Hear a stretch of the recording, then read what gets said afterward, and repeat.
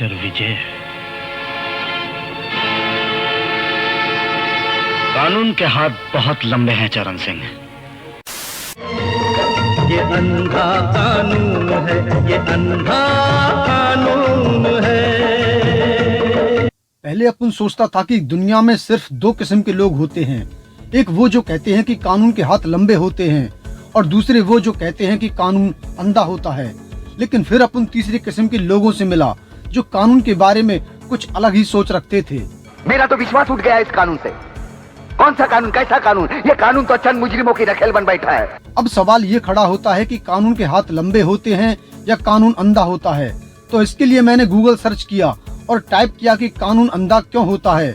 Enter का button दबाते ही मेरे लैपटॉप की स्क्रीन पर बहुत सारे जवाब थे, लेकिन उनमें से एक जवाब मुझे सबसे बढ़िया लगा, जिसमें लिखा था, क्वोरा के मुताबिक कानून अंधा इसलिए होता है क्योंकि कानून बनाने वाले लोग खुद अंधे हैं और फिर ऊपर से कानून उन लोगों पर थोप रहे हैं जो पहले से ही गुलामों की जिंदगी जी रहे हैं। कानून तंत्र केवल पैसे और जो सत्ता में है उनके आगे झुकता है तथा जो गरीब और बिना किसी सत्ता के है उन्हें कुचल डालता है।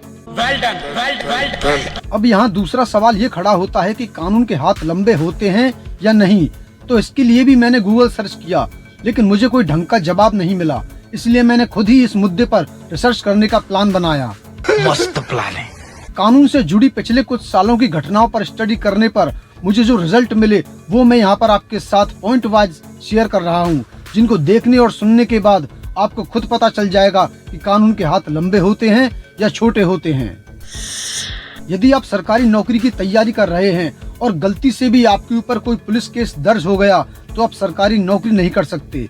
इस बात को देखकर लगता है कि कानून के हाथ बहुत लंबे हैं। लेकिन वहीं अगर आपके ऊपर मर्डर, रेप, डकैती जैसे मामले भी दर्ज हों तो भी आप चुनाव लड़ सकते हैं और चुनाव जीतकर संसद और विधानसभाओं में जा सकते हैं और वहां बैठकर कानून बना सकते हैं।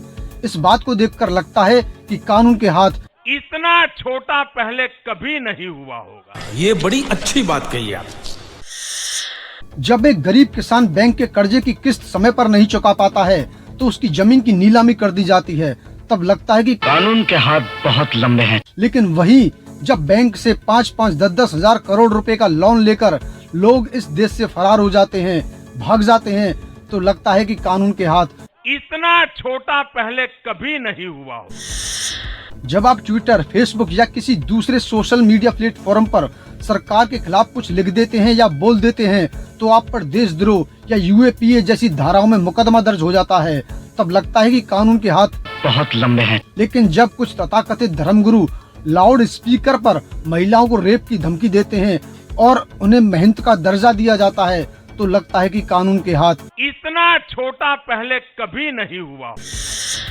जब एक पत्रकार जो कि फेक न्यूज को एक्सपोज करता है, यानी कि फर्जी खबरों का भाड़ाफोड़ करता है, उस पर भावनाएं आहत करने का आरोप लगाकर उसे जेल भेज दिया जाता है तो लगता है कि कानून के हाथ लंबे होते हैं, बहुत लंबे हैं। लेकिन उसी देश में जब कोई पत्रकार नेशनल टेलीविजन पर फर्जी खबरें चलाता है और लगातार बिना किसी रोक टोक के धार्मिक उन्माद फैलाने वाली खबरें चलाता रहता है तो लगता है कि कानून के हाथ इतना छोटा पहले कभी नहीं हुआ। जब तमाम बुद्धिजीवियों और सामाजिक कार्यकर्ताओं पर केस बनाकर उन्हें जेल में डाल दिया जाता है तो लगता है कि कानून के हाथ बहुत लंबे हैं। लेकिन उसी देश में रेप जैसा अपराध करने वाले अपराधियों को सरकार की सिफारिश पर जेल से रिहा कर दिया जाता है तो लगता है कि कानून के हाथ इतना छोटा पहले कभी नहीं हुआ। तो मैं उम्मीद करता हूँ कि अब आपको कानून के हाथों की लंबाई के बारे में पता चल गया होगा